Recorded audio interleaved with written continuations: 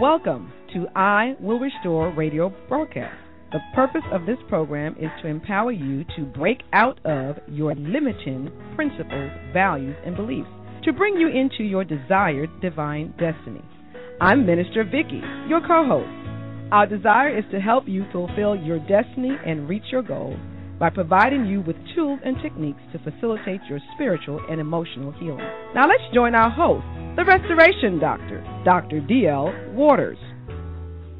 Welcome to Blog. We are so excited that you are here. We know that what we are doing is actually changing lives. We are just so grateful, so thankful as to what is taking place in the lives of individuals that are listening to this program on a regular basis. I want to share with you in just a moment what one individual wrote and communicated to us on my Facebook page, and just communicated to me about how this particular time together is really benefiting and blessing their lives, just benefiting and blessing their lives. We're just so excited about what is taking place and how individuals are being benefited, and we know that's the reason that you are here. We understand that that is the reason that you are here. And you know, your life can change in a moment, in any moment. There is that statement that is in the Bible. It says, before you call, the answer is already there before you call. And not just in the Bible, it is found in so many sacred texts in regard to what is actually said in regard as to what is actually done. But to look and recognize that your life can change in any moment. I want to read to you what one individual wrote in regard to making my elsewhere here and my then now, as we are talking about Neville Goddard's 5-lesson series that we're doing.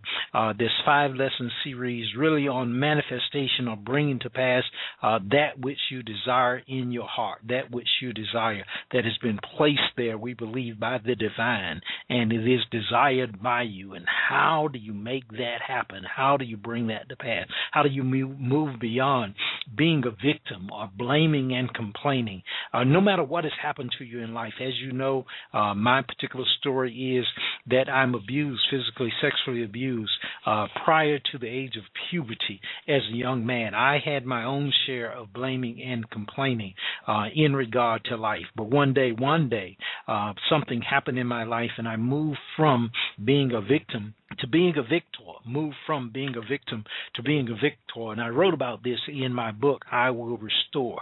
It was an outstanding book. I was just blessed in so many ways in regard to that book. And so I am just grateful for what has taken place in my life. And I have been searching to understand just how it is that I can help other individuals to actually practice, to go forward and to move forward in their life in a more expeditious way than what I actually did. And it took me years to come up with an understanding of how certain things work.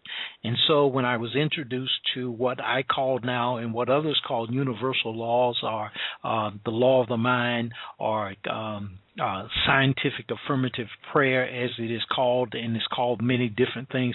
As I was introduced to that, I wanted to become better and better at it, and that's what I've done over the course of time. I've read hundreds, if not thousands, of books, all of those kinds of things. You know my story in regard to that, and to arrive at the point where it actually works for another individual. That's what we do in regard to this. So I want to read to you what another individual actually wrote. They indicated, said, "Thank you, Dr. Waters, for such an awesome series of radio shows on the teachings of Neville Goddard.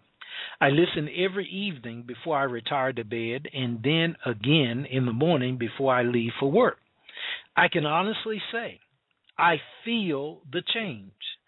Not only can I feel the change, I am beginning to see the change.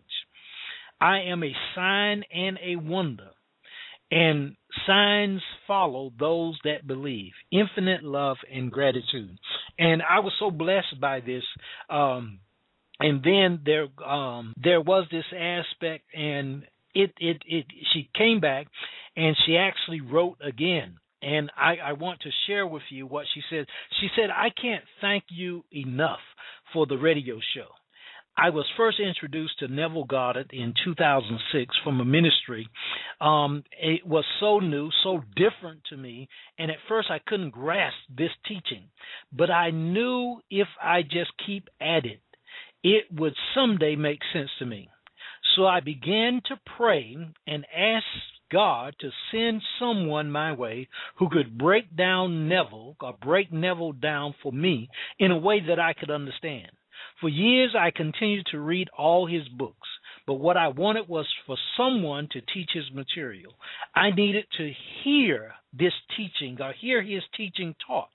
So I began seeking for teachers, and to no avail. I found no one. Now, here it is 6 years later. I was introduced to Blog Talk Radio 6 months ago. You're talking about being on time. 6 months ago by a friend who is into African studies.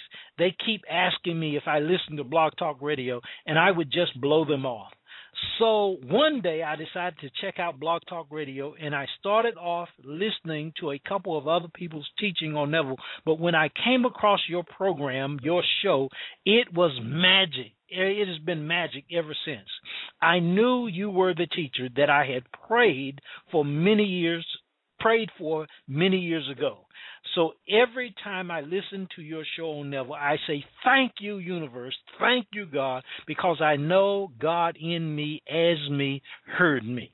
Now, that's a very powerful statement that comes forth in regard to our teaching and what we are doing here. And as I have looked at the particular teaching that we're doing, there are just a few principles that are involved with what we're talking about doing, but they're not principles that you just say you believe and you've got them. That's not it. They actually must become a part of you. And when I looked at these, they're so simple, and you could write them down. You could just take a pencil and write these down, come back, listen to it again. You can write them down. But it is the actual living out of these principles that will make them effective in your life. And so I've written them as, first of all, there is the aspect of desire, the desire that you have desired it, just desire it. Then there is what I call decide it, desire it, and then decide it, and then definite it, or be definite about it. Let it take shape and form in your spirit, in your mind, definite about it. Make it definite. And then I would say visualize it, see it, and then define it, which is different from definite it. And that may not be a correct pronunciation and use of definite, definite, definite it. But make it definite, inform in your spirit, in your mind. And then define it. We're working with the aspect of that statement that says, write the vision and make it plain. Put it on paper, speak it out, verbalize it in some kind of way that you can come back to it. And so you vision it and definite it or define it, and then be it, vibrate it, visualize it. You're beginning to bring this into form. You remember that we read the Tao Te Ching, and it talked about out of the unmanifest comes the manifest. Out of no thing comes something. And so you are bringing it into form. Or if you use the biblical text, you are calling things that are not as though they were. Because you are, that text that says faith is the evidence of things not seen. It is the substance of things hoped for. So what you're hoping for, what is not seen, you're actually giving it shape and form. And now you are writing it out, speaking it out. And then you be it, believe it, you see it, you say it, you shout it, you dance it, you feel it, you embody it, you act it. And so it is the aspect of going through these processes. And I saw one teacher who said, this is an exact science. This is science. I have a statement where I say that good theology is